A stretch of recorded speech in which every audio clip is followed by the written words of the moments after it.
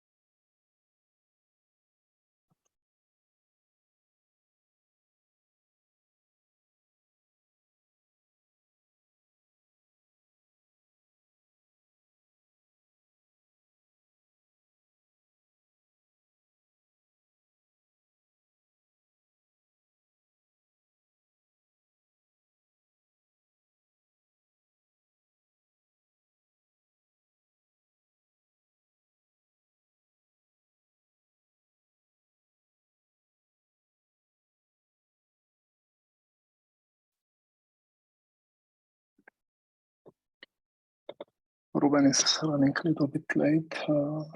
Maybe we can wait another minute and then.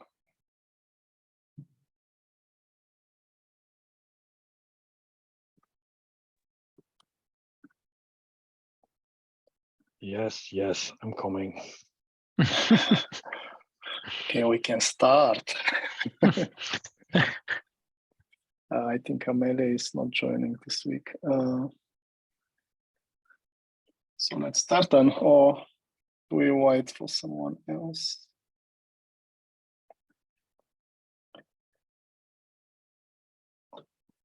Hello to the TUC meeting on 1st of August. Today we have the usual agenda, and we will get an update from the Cloud Foundry on Kubernetes working group. So the first point in our agenda is to review the action items from last week. So we had one action item regarding clarifying vacation time so that we can cancel meetings. So in our TUC channel, private channel, there is tool with which Ameilia started. I think, Ruben, you have to update that one so that we have the final. I'm still on vacation. But you can maybe go over the days there, and then we can see which meetings we can cancel. Yeah, no, but I'm planning to attend all meetings. you're planning to attend. Yeah. But maybe you can do this in the channel so we have. Yeah, I will. Thank you. Thank you.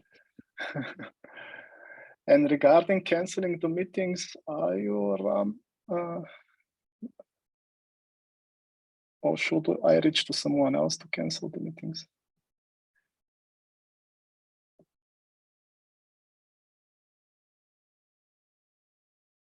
I think you are muted. We don't hear. Yeah, I can help Beyhan.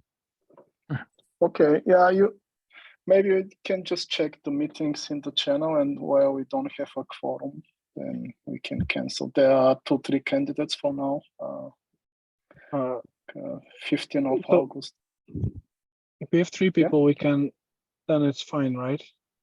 Yes. Yes. So I think We have all 3 of them, we have 3. Yeah. Okay. Now that I have attended all of them. Or Okay, then we will have all the meetings.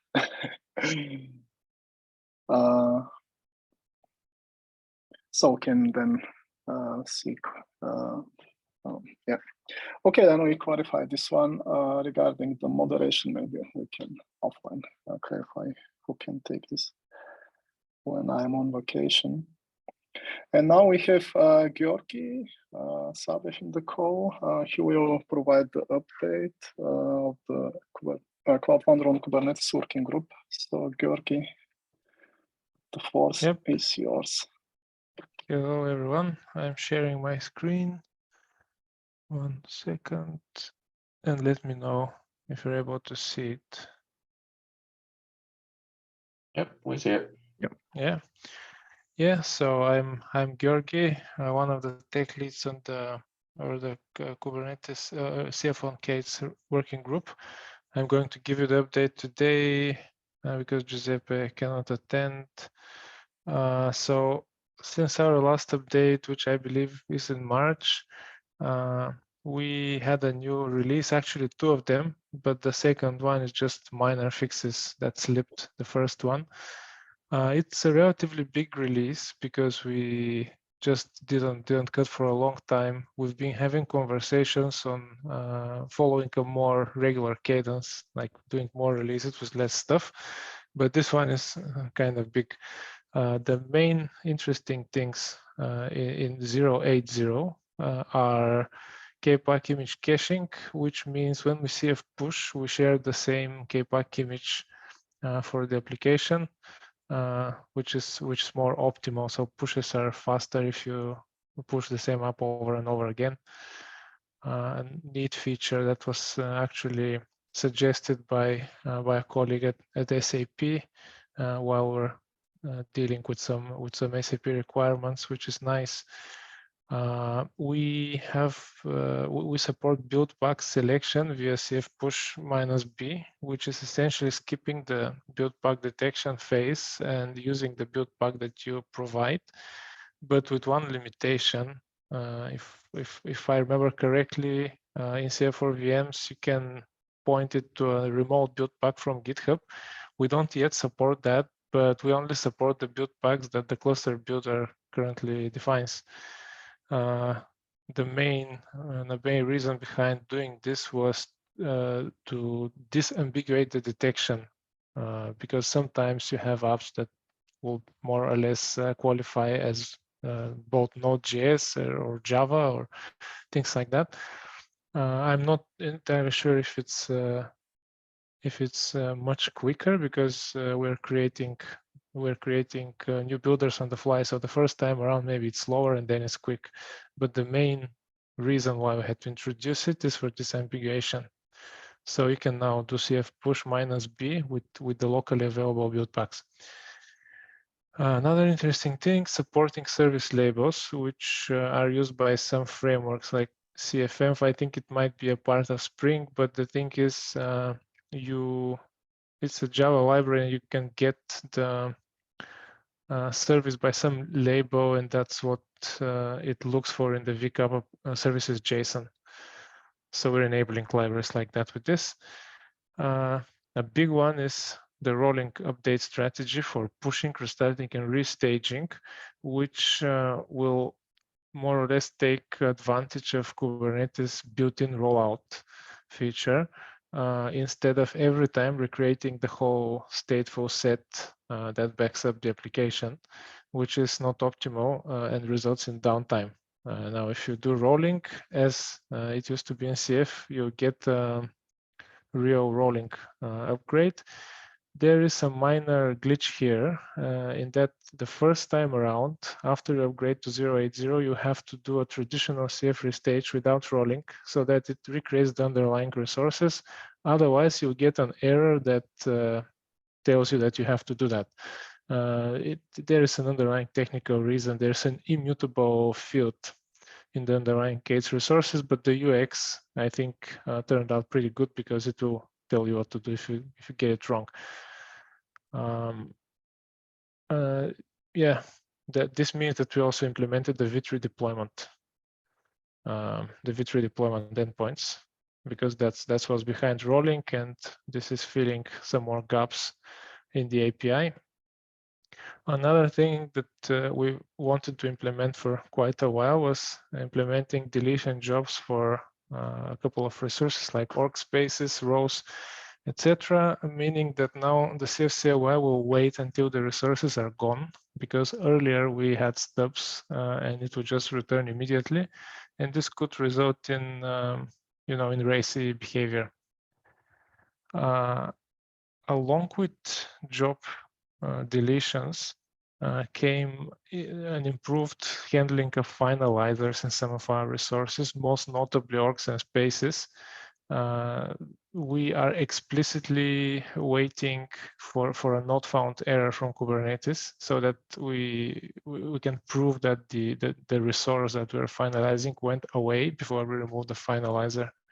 Our earlier logic was a bit flawed, so we could leak parts of the object tree without it being very obvious on the top level. And now with the improved one, you basically have a hanging org, and you can start drilling down, and you can find if for some reason some resources are lingering, which is, I think, good.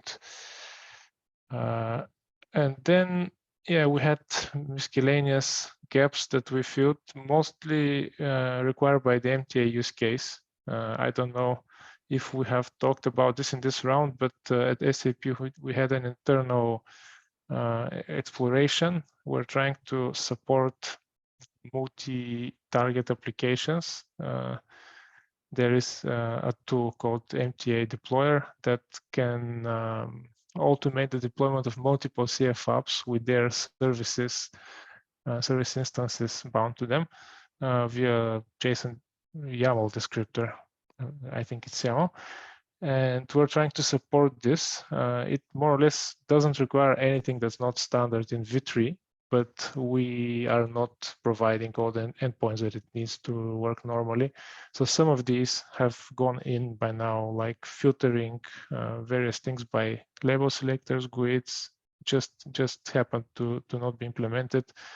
Most notably, renaming apps, setting their buildpacks and stacks, and also getting the default domain, and there might be even more. But these are just filling small gaps in the CF API.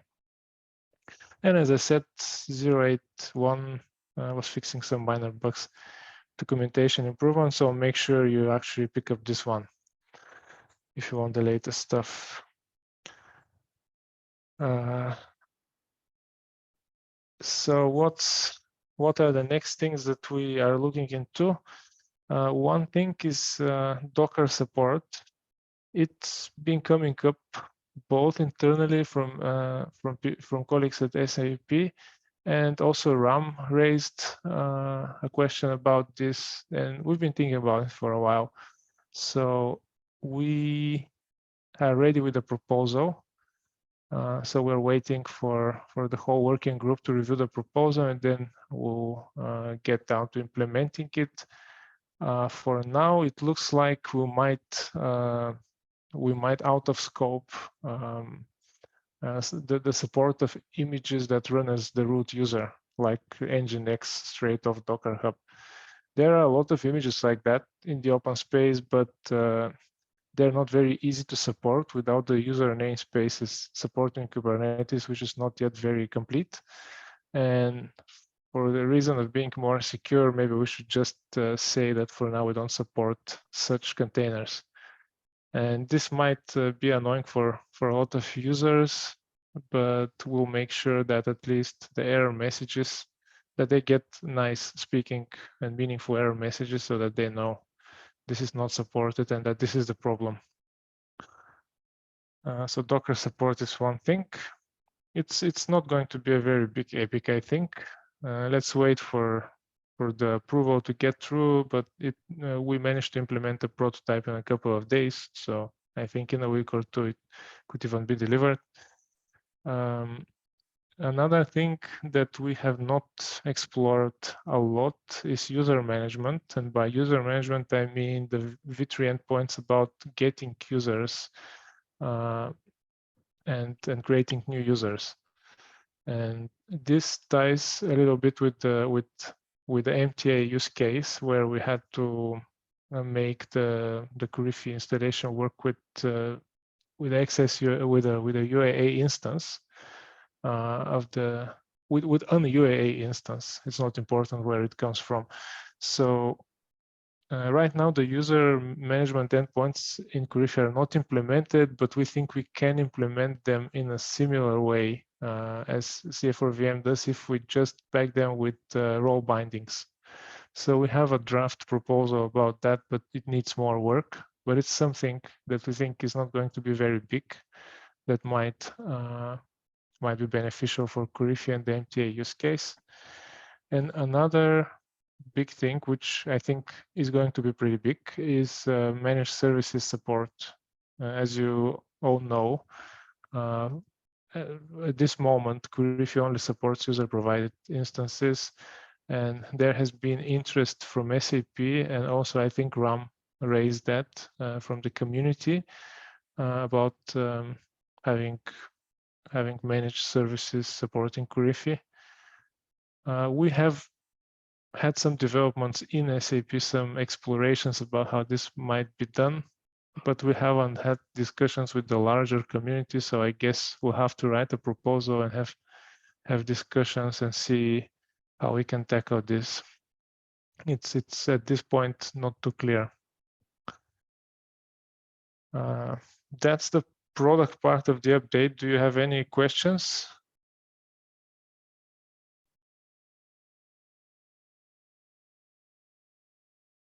Yeah, if not, anyone? I think I heard something. If not, there's also a team structure update. I don't know if you all know, but recently we had a reorg, and VMware decided to pull 2 engineers from the working group. So this is Giuseppe, who is also our execution and tech lead, and Kieran.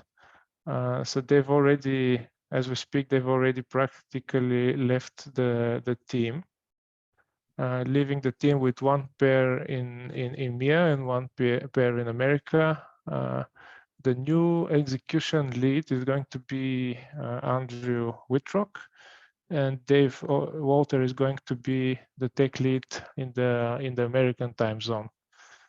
And I'm the tech lead in the EMEA, so that's going to be the team, 2 pairs and 3 leads. But that's how it is. Yeah, that's pretty much the news. I think Giuseppe hasn't stepped off officially as of today, so we need to still, I don't know if he opened the PR, haven't checked, but he'll probably do so in the upcoming days, and Andrew will take over, and maybe he'll be giving these updates from now on. I'm covering Giuseppe today because he's not able to attend, and that's pretty much all I have. So if you have any questions, I'll be happy to answer.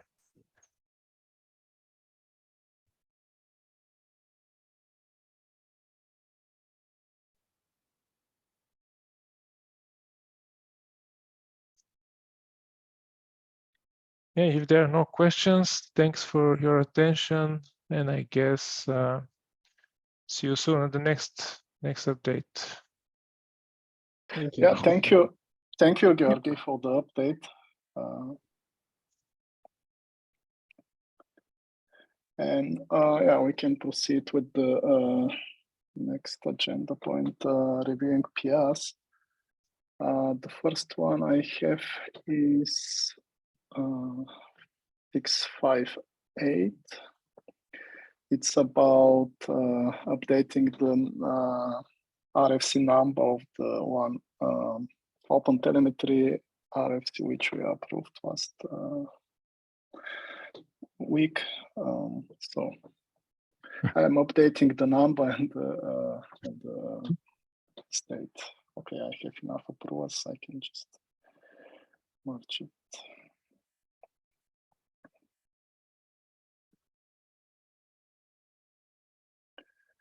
The next one is about update. So it's 656. It's about branch protection. It's most probably a working group related one. Interesting was that the working group wants to have more stricter branch protection rules, and this is possible with our automation. Yeah, you have to configure the repositories and manually, but it's possible. There were two things. I mean, first of all, from my point of view, it now looks okay, and yeah, Georgi or whomever is the next lead can decide to merge it in. It should work. If not, contact me and I can have a look in detail. The second question that came up is whether we should, let's say, make the PR validation more strict, because at the moment I'm checking the syntax of these JSON files only for the fields that are required by the automation and leave everything open because, yeah, I didn't want to reverse engineer this branch protector tool. We could add a few more validations, at least of the fields that are used in the branch protection YAML. Something that can be discussed that avoids or makes it easier to file these specific rules. I would expect, it depends a bit how branch protection is used, but those teams who want to use it in real probably want to have those context checks enabled, and then at the moment there's no way to specify that in the project charter, but you have to edit it in this branch protector YAML file directly. Does it make sense to wait a bit before we get more of these types of PRs? Because maybe there's like a pattern that we want to extract into the Yeah, no problem. If there comes some pattern up or some ideas how to make it configurable, we can also just open an issue and then think about that. That makes definitely sense. Yeah, it feels a bit too early because like this could be like really generic, and I don't want to, like, ideally we come up with same defaults. So maybe we should reconsider those if this becomes more of a thing. Yeah. I'm very good in waiting. So if, me too. if I'm understanding correctly, I can already merge the branch protection one for CF on K8s. Yeah, I'll do it now. I mean, so that it, exactly. it's Yeah, it's a working group decision. I don't want to merge that because it's. We've been discussing, so that's our that's what we want. So I just merged it to get it out of the way. Thanks for approving. Yeah. And if there are issues, just ping me on Slack or something. And by the way, I have to leave now. So yeah, bye to you and have a nice day. Bye bye, and thank you again. See you around. Yeah. Thank you. Bye. Yeah, so we started also branch protection efforts for the foundational infrastructure working group. Let's see, for our 200 repos. That's a different amount, yeah. But we need some work to do before we go there, reach the point. Ruben, you wanted to say something? Sorry. Yeah, it's there's no PR or anything, but I just want to add an agenda item before I forget. I saw an email about from GitHub about two-factor authentication and the Cloud Foundry org. You might all also have received that. Yes. I checked, you can filter about people who will be requested to activate two-factor, but Mhm. no one, if you use that filter, then no one is, so no one will be requested. It looks like people who have done releases or have access to important repositories, as they stated in the email, already activated two-factor. There are some members in the organization without having two-factor, but the GitHub will not request them because maybe they didn't do any releases, are not active. Okay. It looks like we don't need to do anything, but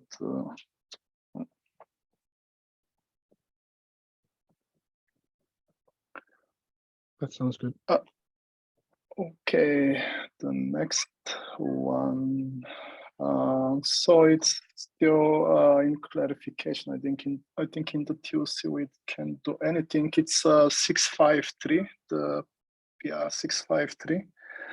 So after we consolidated the Bosch IO and Bosch packages orgs into the Foundry org, we got some repositories in the foundational infrastructure working group, which we are not responsible for. There are only two, and we opened a PR to find the right place for those repositories. We think that it's the application runtime interfaces working group, but let's see where the discussion will go.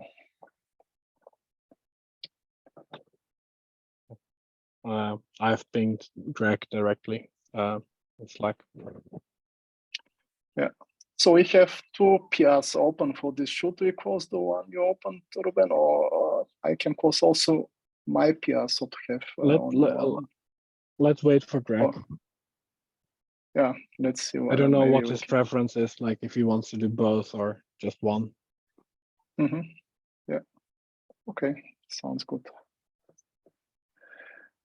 And I didn't see any other PRs which needs our attention. We can shortly discuss the RFCs. We have 3 open RFCs at the moment.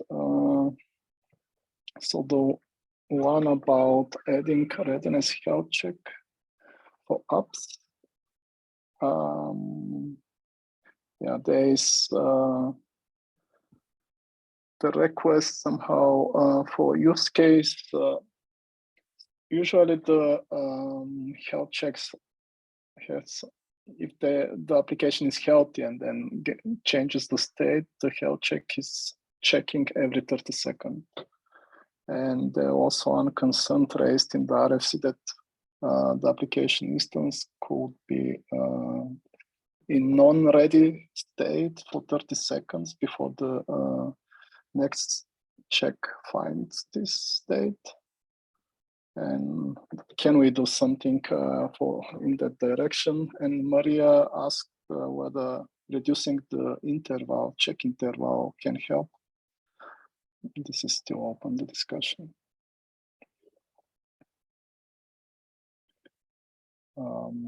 Yeah, I think we can wait. Ameilia is also not available. Can't do anything here. And the other one is about the packet stacks integration into the CF deployment. I've asked Max to update the RFC. It seems like there's consensus on the direction. At least Beyhan, you summarized like where you want to go, and I think Max has added a thumbs up to that. So it feels to me like that there's consensus on the direction. It just needs to be reflected in the RFC. Yes, this is the last one regarding the PCAP integration into Bosch. Oh, yeah. yes. Oh, sorry. What were we talking about? I was The other talking one? about this packet to stack Sorry. Yes. integration. Yes. Yeah. So looks like we have open discussion there. We have the packet to working group update in 2 weeks. Maybe we can wait for that one to discuss the RFC.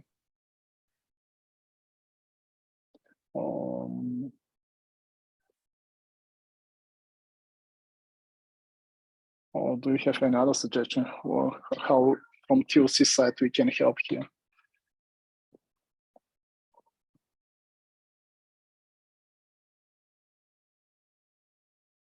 I'm asking Greg. I will ping Greg about I think aiming for in 2 weeks, like if they try to get consensus around that time, that would make sense, I believe. But it's not up to us to do that. Yes. Yeah. If they yeah, we can help. Try to help. Yeah, it's a bit a question in which direction do you want to go, and there are too many way signs pointing in different directions, and so the result is nobody goes any step. That's also not nice. Yeah. If so, the two open questions.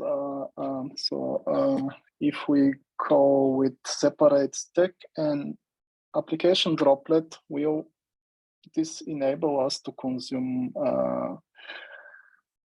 functionalities, additional functionalities like extensions support for cloud native build packs? Maybe if we can give answer to that, yes, it will be possible or not, or we don't want to have that support in Cloud Foundry.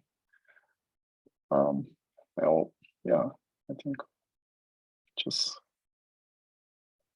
clarifying the direction.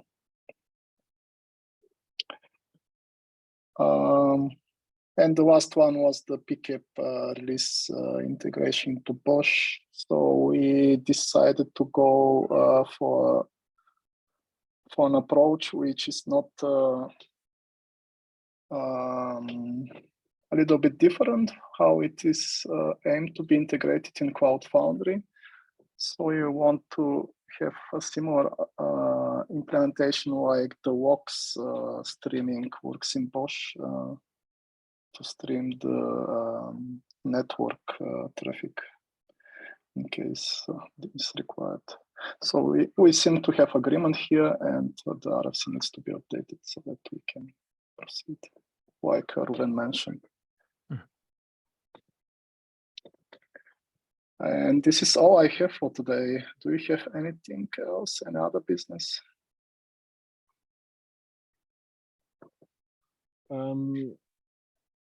So yesterday we had a call with Canonical and some people from SAP and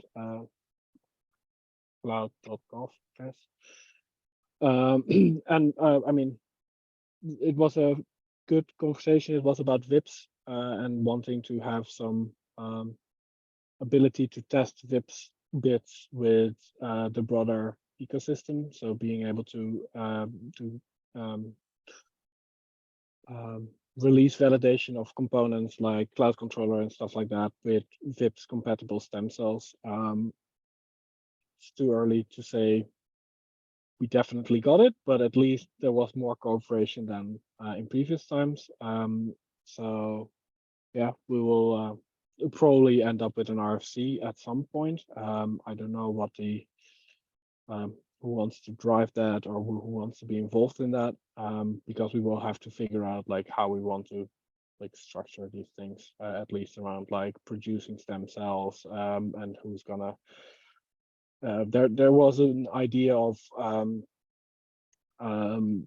potentially a contract being in place that would allow people with a certain role in working groups to be allowed to create up to 50 VMs with a VIPs entitlement, something like that. So basically tie it to the working group charters and have coverage for all our CI needs through that mechanism. Like there will be no direct connection. It's just we want to have a good and a big enough volume of licenses available for testing, and that would be one way of doing it. So there will probably be some automation or some integration with the canonical system at that point.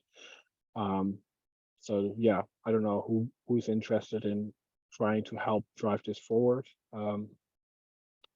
because there will be some things that will need TOC approval.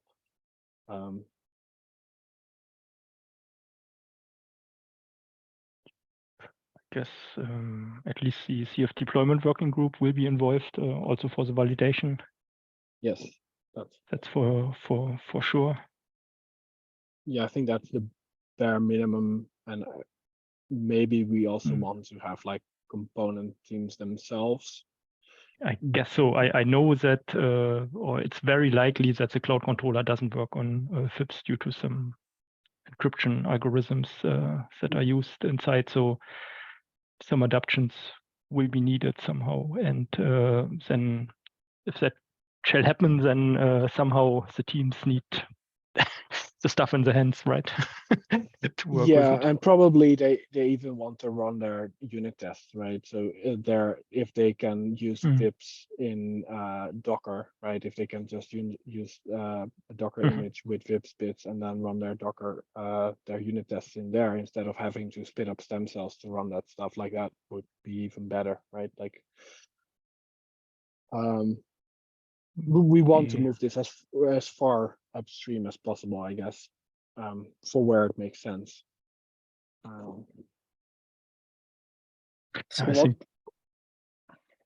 yeah, step one for me would be that this license stuff, etc., is clarified, that we as a community are, let's say, legally allowed to work with it.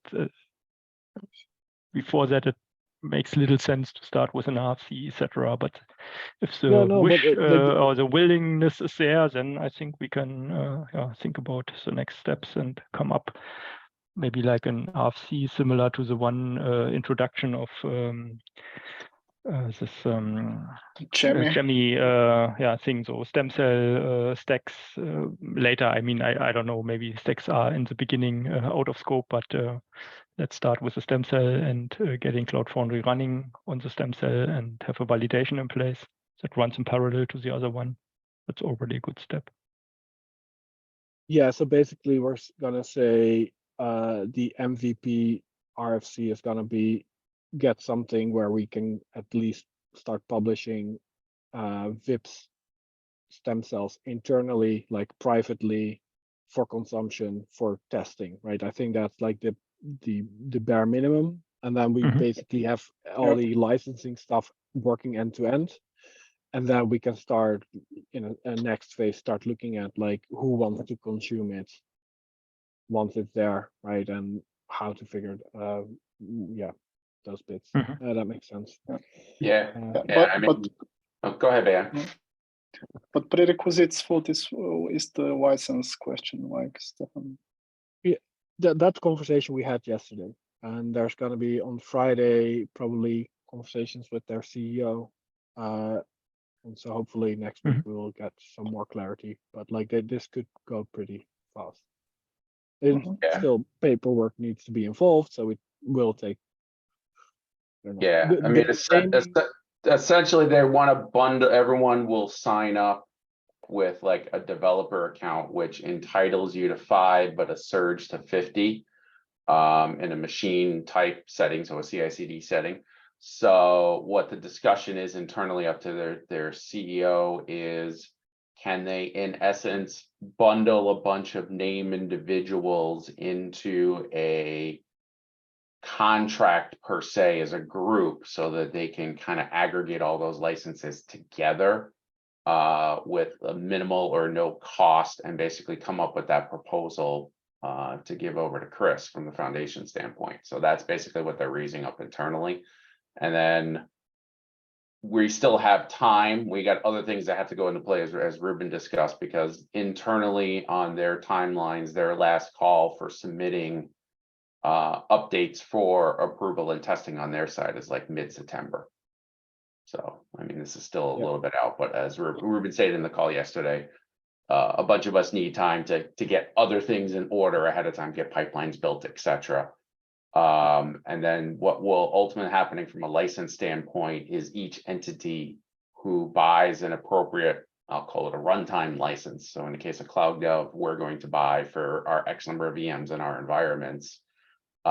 We will have to basically inject that into our stem cells. So we're license compliant under our contract, the same with SAP, the same with VMware, but then the foundation will kind of use that aggregate one for their unit testing.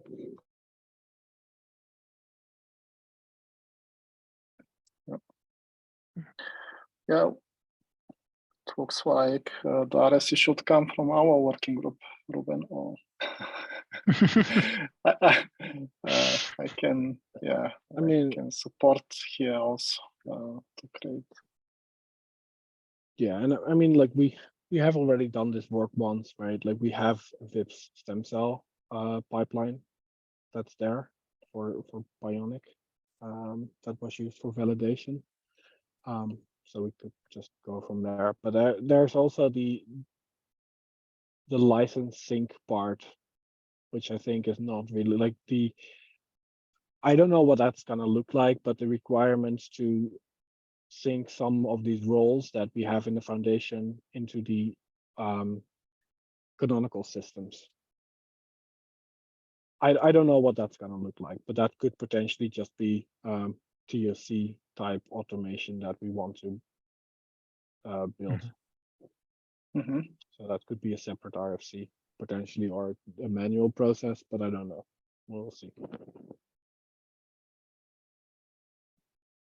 Okay. It sounds to me like it should be the first RFC and then the second one producing the. Oh, I don't know. Let's see. Yeah, I mean, it like I think it's more of a like if we can, so we probably at the end of the process get more clarity on what that looks like. Like if early in the process we will get like an we don't hear you, Ruben. Something.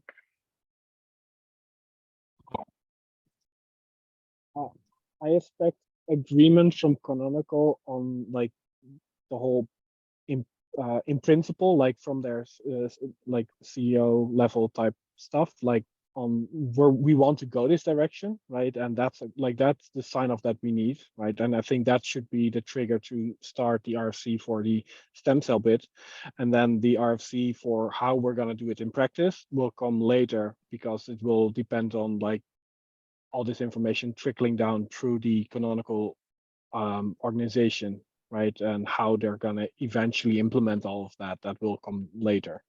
But then we at least know that they have at least signed up for doing this, right? Just need to figure out how. Yeah.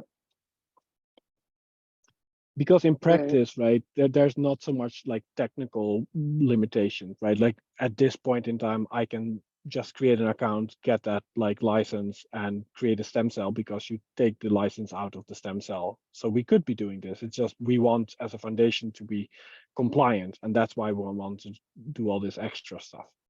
But there's like no technical limitations for building these stem cells except for the VIPS bits not being there yet for Jemmy.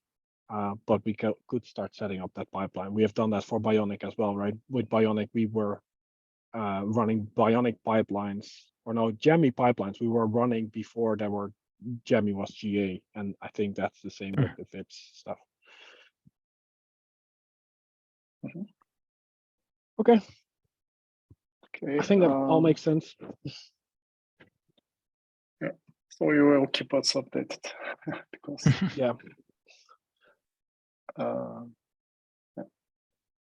Okay. Is there anything else? Okay, then thank you and have a nice day, evening, morning, I don't know. And take care. See you again next week. Thank you. Bye. See you. Bye-bye. Bye.